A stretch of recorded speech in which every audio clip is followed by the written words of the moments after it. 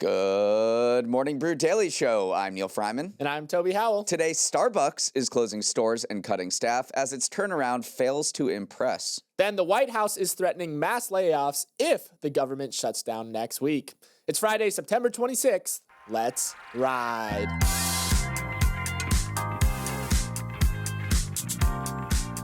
Good morning and happy Friday. If you go to Hollywood and look at the stars on the Walk of Fame, you'll see a new one that was added just this week, William Nye, aka Bill Nye the Science Guy. The beloved educator was honored with a star on the Walk of Fame on Monday for helping kids realize that learning science could be fun. A former Boeing engineer and comedian, Nye says that, quote, almost all of my work is the celebration of the PB&J, the passion, beauty, and joy of science. Now mostly retired from TV work, Nye heads up the Planetary Society, where he advocates for space science and exploration. Toby, I don't think anyone's ever rocked a bow tie harder.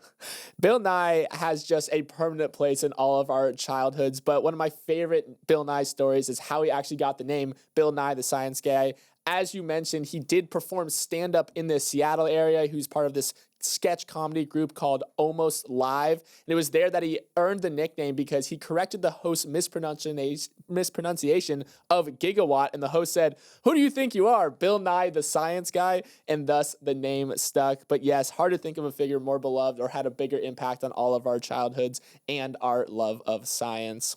And now a word from our sponsor, Remarkable. Neal, do you ever feel like your meetings are missing something? Snacks and hard stops. Sure, but I was more thinking about human connection.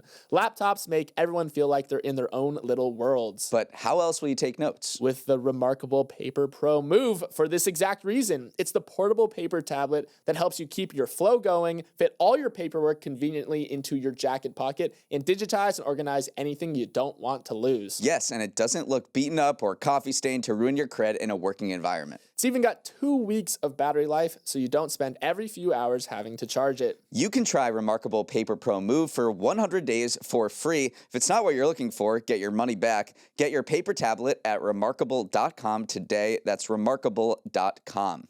As the government careens towards a potential shutdown on October 1st due to a lack of funding, the Office of Management and Budget, aka the ones behind DOGE, had an interesting message for the federal leaders. If there is a shutdown, start thinking about your reduction in force plans. In other words, mass firings could be ahead.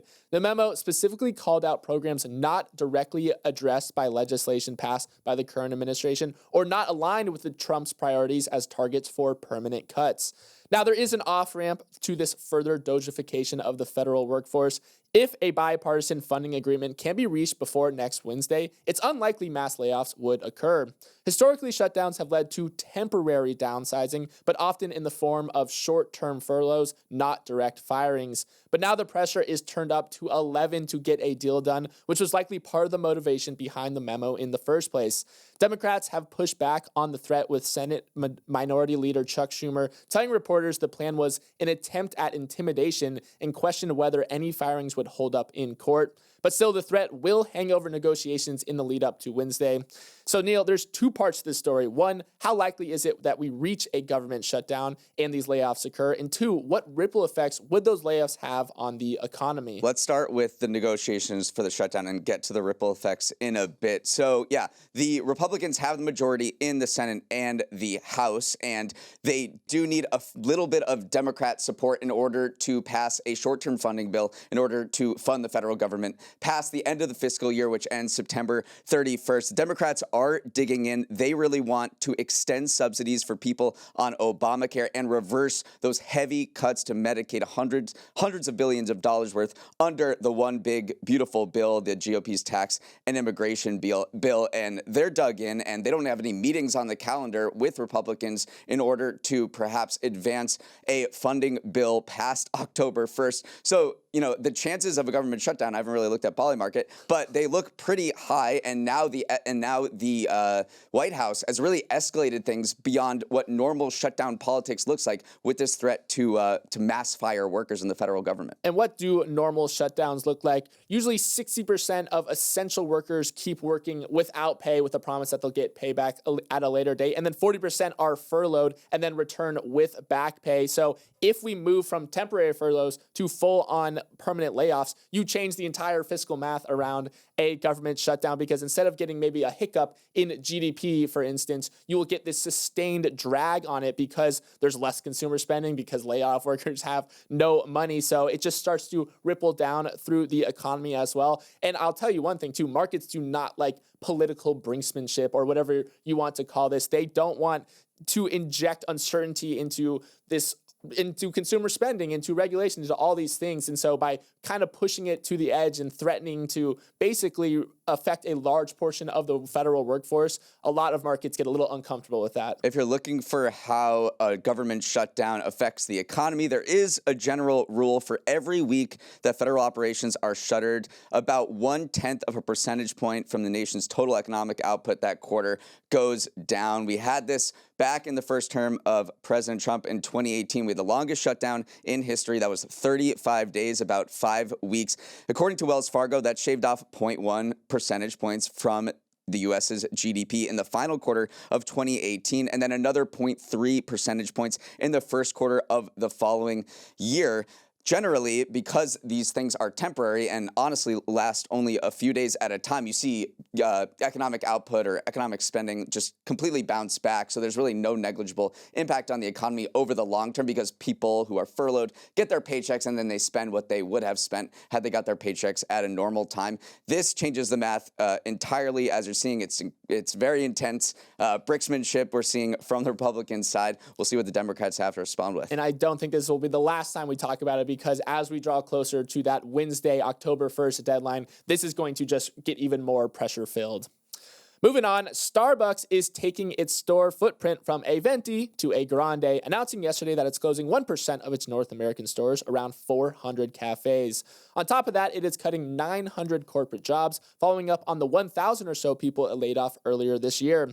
New CEO Brian Nichols says the closures are focused on underperforming stores as he shifts from more cosmetic changes like tweaks to employee uniforms and adding ceramic mugs to more structural cuts. In total, the company expects the restructuring to cost about $1 billion. But Starbucks is huge, which means that many investors not only welcome the changes, but think that they need to be even bigger, given Starbucks' sprawling 41,000 global locations. Everyone agrees change is definitely needed. Starbucks has posted 6 straight quarters of negative same-store sales growth. In the meantime, the vision for its new leader, Nichols, on the job for a year now, is crystallizing. In a message to employees Thursday, Nichols said that stores that got the axe were either unable to create the physical environment our customers and partners expect, or where we don't see a path to financial performance. That Nichols has been hiring baristas left and right while cutting corporate staff shows where his priorities lie, recreating that coffee house experience of old. Still, Neal, while investors like seeing changes being made, some are getting a little antsy of their costs and the timeline at this point. Yeah, Bellius research analyst Jacob Aiken-Phillips said the turnaround still has a long way to go after this announcement, and the changes being made still don't address that their prices have just gotten way too high. Many of the shops that Starbucks is closing are mobile-only stores where you pick up and grab your coffee, and this jives with Nichols' grander strategy of turning Starbucks back into the third place where you go and hang out. He's added more comfortable seating and electrical outlets, which we know are key to places where you want to study. They already have free Wi-Fi, so the fact that they're closing these small pickup-only stores, further advances this really bold strategy that flies in the face of what we're seeing with trends in beverage and food more generally, which is that people care more about value and speed than kind of hanging out. So it's kind of an ambitious zig where others are zagging. It's also a lot of pressure on baristas because he has been staffing up. As he gets rid of corporate staff, he's hiring more and more baristas to try to make it a better experience for customers. But that, in turn, is putting a lot of pressure on these baristas because even though the menu has gotten smaller, some of the drinks have gotten more complex, and they're trying to get drinks out to people more quickly. Also, there's been this pushback on uniform policies. You have to wear a black t-shirt to work now, which has sparked some lawsuits actually from baristas saying, I wish I could wear whatever I wanted to wear. So it is this tension because you want to make these consumer-facing changes, but the very people who need to carry those out are kind of pushing back against a lot of your changes. Yeah, and Starbucks stock is down 8% this year. Let's just say it right now is turnaround is not going according to plan. Investors are getting antsy, and they think that these particular cuts and changes that were announced yesterday just don't go far enough. Okay, let's head to Stock of the Week, Dog of the Week, the Friday segment where Toby and I pick one stock that knows all the words to a milli and another that can't even get through the first verse. Toby, you won the pre-show game of Catan, but elected to receive. So I'm going first with Dog of the Week, which is CarMax, whose stock tumbled 20% yesterday to become the worst performer in the S&P 500. It adds to a growing number of problems in the auto sector that suggest a slowing economy and a strapped consumer.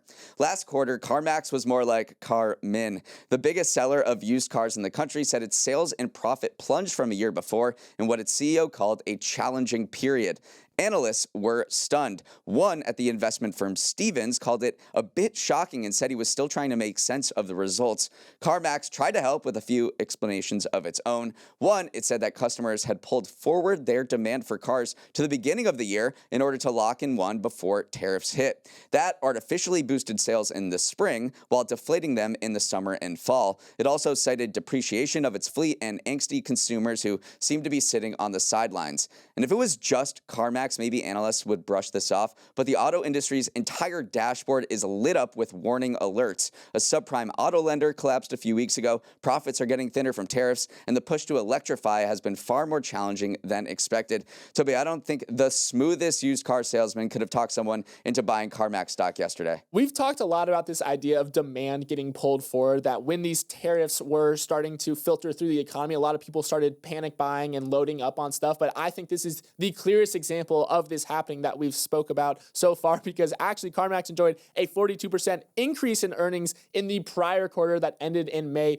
That came from all the people going, I see these tariffs coming, like let's just go car shopping right now. So it is suffering from its own prior success. That being said, Cox Automotive, who is kind of this industry analyst, said that they upped their full year projection for new vehicle sales in the US. So it is an interesting thing where some people are still bullish that people are going to keep spending. We have seen relatively strong consumer spending data come out recently. So really rough quarter, but we'll see if maybe it was just a blip because all that demand was pulled forward, or it's going to be a more continuous thing. Yeah, new vehicles are selling like hotcakes, actually. They're up 4% so far this year, but what analysts are reading into this CarMax result and other news from around the auto industry is that, you know, consumers at the lower end of the income spectrum are strapped and are pulling back, and you see that in a few examples here. So I mentioned this subprime auto lender and car dealer owner, which is called Tricolor. It absolutely collapsed spectacularly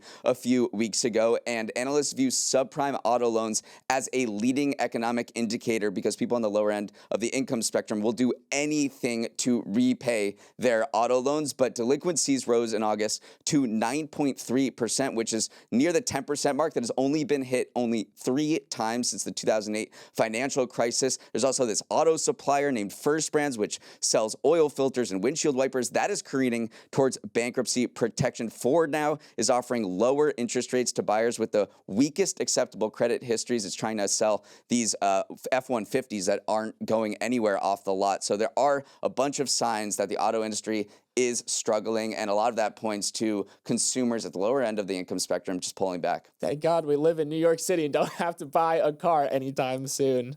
All right, let's take a quick break and come back with our Stock of the Week. My stock of the week is IBM because Big Blue is making big breakthroughs in quantum computing. The bank HSBC announced this week that they used IBM's Heron quantum processor to massively increase efficiency in a large-scale bond trading test. The test used historical European bond data and found that the computer was able to make a 34% improvement in predicting whether a bond would trade at a quoted price. While that doesn't sound all that impressive, oftentimes high-volume bond markets are searching for just a 1% improvement in efficiency, which means a 34% edge could reshape the whole industry. HSBC's head of quantum technologies called it a potential Sputnik moment for quantum because it's the first time someone has been able to prove that quantum gives an advantage using real trades at scale. The demonstration led to a 5% boost in IBM stock, which is quietly up more than 27% so far this year. Neal, oftentimes quantum is talked about like the Loch Ness Monster, a supposedly fantastical thing, but most people will only believe it when they see it. This quantum-powered trade might be the first sighting of a practical use case for a technology that many still think is a long way off from real-world applications. There's been a lot of quantum momentum this year. Remember, earlier this year, Alphabet's Google revealed that its quantum processor named Willow solved a problem in 5 minutes that the world's most powerful supercomputers wouldn't have been able to solve if they started working when the universe began 13 billion years ago. And then JP Morgan also announced in March that it generated and certified truly random numbers using a quantum computer. And JP Morgan is one of many finance firms, including HSBC, that are really locked in on quantum because if you can solve complex problems faster, which is the promise of quantum, then you get a little bit of an edge over your competitors. And in finance, that little bit, that 1/100th of a percentage point, makes all the difference from hundreds of millions of dollars into hundreds of billions of dollars. That is the funny part, is like on the one hand, you have all this R&D coming from big tech, IBM, Microsoft, Alphabet, they're all betting billions of dollars on quantum. And then on the other side of the spectrum, you have the finance institutions that really want quantum to work as well. So there is a lot of energy and money behind quantum right now. And if you look at some of the more pure play quantum stocks as well, IonQ, D-Wave, Rigetti, Qubit, they all added $23 billion in market cap last month. That nearly doubled the entire industry as a whole, which is ironic because none of these are making money. And a lot of them actually say in their guidance that we don't even expect to have a usable product for a few years now. Some are saying 2030, and yet there is all this momentum behind it. Also, the Trump administration is putting some thrust behind it. They made quantum an R&D priority. They're calling out for more people to work on the commercialization of it. So a lot of tailwinds, but the headwind is just that, is this thing going to work? Is it actually going to have some application in the real world? HSBC says, we think we just found one. And shout out to IBM too. I mean, let's go back to that because that was your actual stock of the week. They built their first quantum computer in the year 2000 and are only seeing maybe real world dividends here in 2025. They played the long game with this, and as they've been playing the long game over their, over a century in existence, but it's really had an amazing comeback for Big Blue, which was thought to be this old legacy tech company, kind of like Oracle, that are seeing new life thanks to new technologies. Okay, let's sprint to the finish with some final headlines. Hope you're not planning to redo your kitchen anytime soon because tariffs are coming to cabinets and other furniture. Last night, President Trump announced major new tariffs on household goods, including 50% on kitchen cabinets, bathroom vanities, and associated products, plus a 30% tariff on upholstered furniture, accusing countries like China and Vietnam of flooding the market with cheap products and harming American manufacturers. And that's not all. Trump also slapped a 25% tariff on heavy trucks coming into the U.S. and a 100% tariff on branded or patented pharmaceutical products unless the company is currently building a plant in the United States. These new tariffs are set to begin next Wednesday. Yeah, this is part of the push to roll out some of the Section 232 tariffs, which are a little bit more legally durable. They allow action on national security grounds without Congress's approval. And so that is why something like pharmaceuticals is getting a 100% tariff, because Trump thinks that this is a national security concern, that we need to make more of our drugs in the country. And you have seen European drug makers already start to fall in morning trading. Novo Nordisk is down because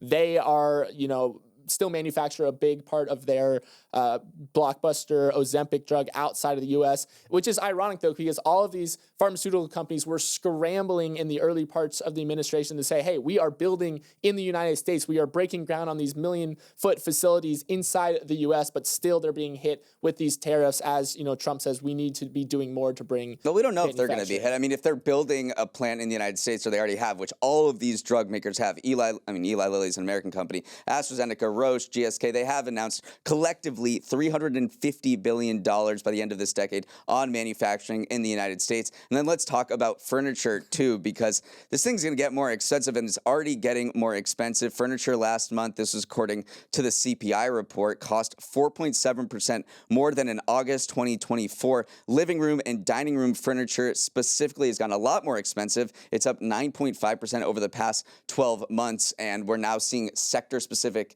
tariffs hit these particular sectors that go into your household and making your house look good. So if in the past few months, we've been looking at furniture specifically to see how tariffs had impacted inflation, and now we're getting specifically tariffs on furniture. So we should see, I mean, economists would say should see prices rise if there is a tariff. So we're not having that dinner party at your house. You didn't buy an extra chair? Come on.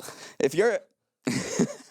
Moving on, if you're on the jury for the Amazon FTC trial, tough luck, you have to go back to work tomorrow. Yesterday, just days after the trial began, Amazon agreed to a $2.5 billion settlement with the regulatory agency that accused the company of duping millions of people into signing up for a Prime membership account and making it difficult for them to cancel when they tried to get out.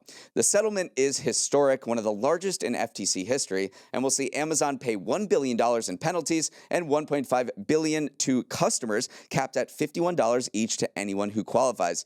To be eligible, you had to have signed up for a U.S. Prime subscription between June 23rd, 2019 and June 23rd of this year, or you could have tried and failed to cancel a Prime subscription or mistakenly signed up for one over that time period. Amazon has 30 days to notify eligible customers who can apply for a refund. A big part of this trial was the so-called dark patterns that Amazon was using to trap users or make them do a certain action. One thing that was called out as an example is that if you want to enroll a user in Prime, they had this big button that said get free same-day delivery. And then if you wanted to avoid Prime, the only option was a tiny text link that said, no thanks, I do not want free delivery. So it's just these things that Amazon called industry standard practices, but the FTC says this is actively harming consumers. And the response to this settlement has been kind of twofold. One, people said that finally they're actually paying out this money to consumers and they're celebrating it as a win for consumers. But then Lena Khan, who actually started this big tech brigade against big tech, said that this is just a drop in the bucket for a company called Amazon. Amazon makes the most money of any company on planet Earth. So $2.5 billion is not necessarily something that was going to impact Amazon, more akin to a slap on the wrist. So yes, a settlement is occurring. Some people think it should have been bigger or it should have forced more legal action. Finally, for something completely different to close out the week, let's talk about the geography of plastic surgery. If you want to hear Toby and I say the word Brazilian butt lift, you've come to the right place. The Wall Street Journal analyzed data from the American Society of Plastic Surgeons to show how preferences for cosmetic surgery vary widely across regions, painting a mosaic of bionic bodies. Here are the takeaways. This may not be so surprising, but people in Florida prize curviness.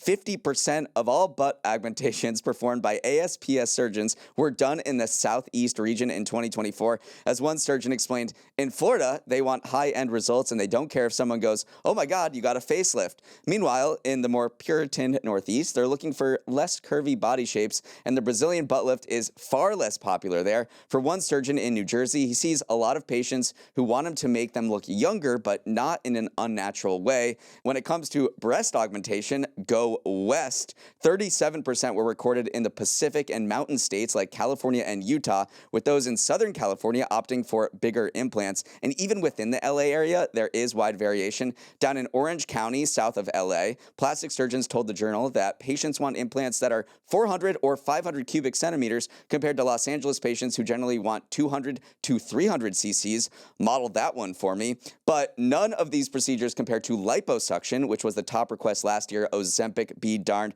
Toby, what made you perk up from this report? I think the fact that not all beauty trends are uniform across regions of the United States, it sounds very simple on the surface, but they reflect culture, they reflect lifestyle, they reflect the different beauty ideals in each region of the country. Overall, though, maybe the thing that the plastic surgeons were pointing to was that fitness and wellness is in right now, and so that means that they're looking for sleeker and trimmer looks in general. That's probably like the broad trend as a whole outside of Florida. Florida is just completely in its own world, and a lot of surgeons said that the trickle-down effects of Ozempic and these weight loss drugs becoming more popular are meaning that a lot of it is post-weight loss maintenance, where you want to like skin tightening or trying to get a more trimmer look if you've lost a lot of weight. So fascinating how these things evolve over time, evolve when new medicines are introduced and certainly evolve in different regions of the country. And then one thing that stood out to me was also this one plastic surgeon who has a clinic in Palm Beach said that after Trump's election in 2024, the number of patients coming into his clinic absolutely exploded. So Politics affects it too. It's yeah, I guess crazy. more people are coming to Mar-a-Lago and they want to look good. I guess when people are coming in. All right, that is all the time we have. Thanks so much for starting your morning with us. Have a wonderful Friday and an even better weekend. Toby, it says here you have a big announcement. Yeah, we got some pretty sweet news to share. Morning Brew Daily has been nominated for 3 Signal Awards, which are kind of like the Oscars of podcasting. We're nominated for Best Business Podcast, Best Commute Podcast, and Best Daily Podcast. But unlike the Oscars, fans can actually vote.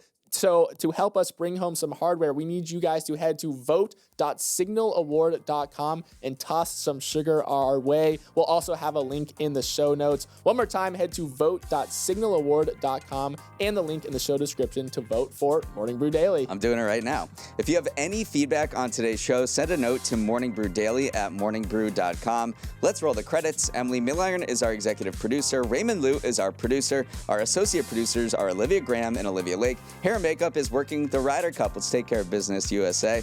Devin Emery is our president, and our show is a production of Morning Brew. Great show today, Neal. I wish you all well.